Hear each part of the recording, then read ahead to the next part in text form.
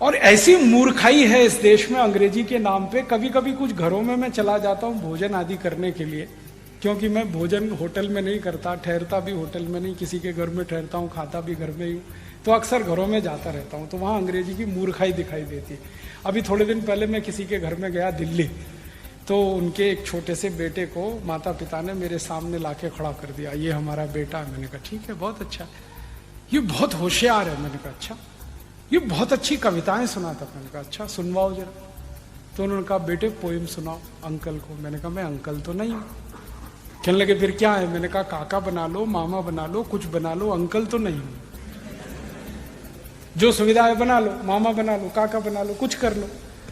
तो फिर बच्चे ने कविता सुनाना शुरू किया। Rain rain go away come again another day little baby wants to play. मैंने बच्चे को पूछा तुमको अर्थ मालूम है इस कविता का? नहीं मालूम। क्यों सीखा?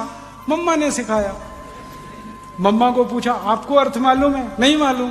क्यों सिखाया? उसकी टीचर ने सिखाया।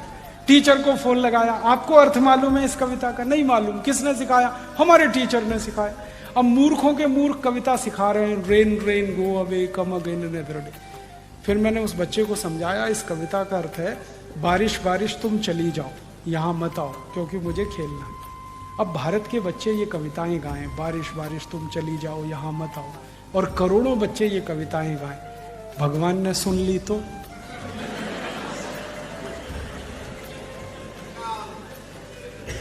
भगवान ने अगर कविता सुन ली तो बारिश को वापस बुला लेगा, यहां बारिश होगी नहीं।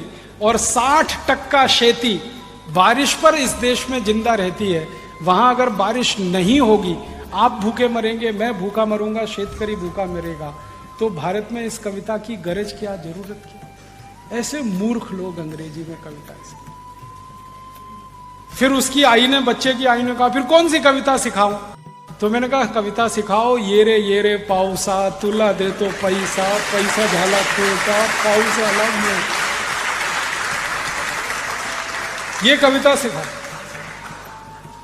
क्योंकि ये कविता भारत की आत्मा है। आत्मा क्यों है? जिस देश में 60% खेती पाउस आधारित है, उस देश में पाउस को बुलाने की ही कविता हो सकती है, भगाने की कैसे हो सकती है?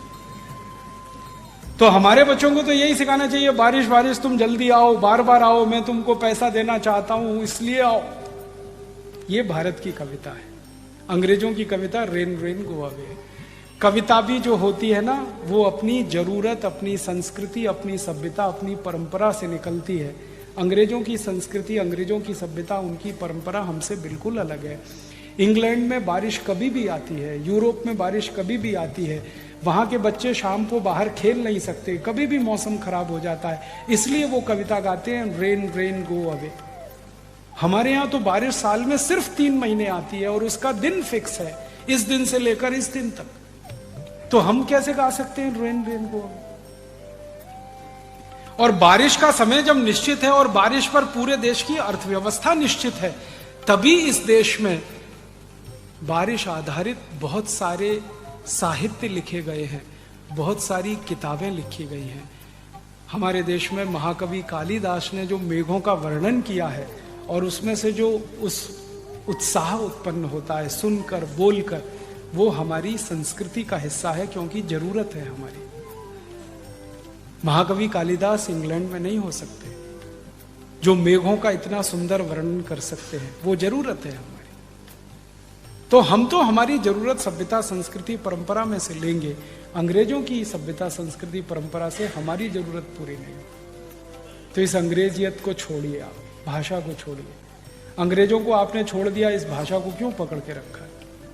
अपनी जिंदगी से निकालिए।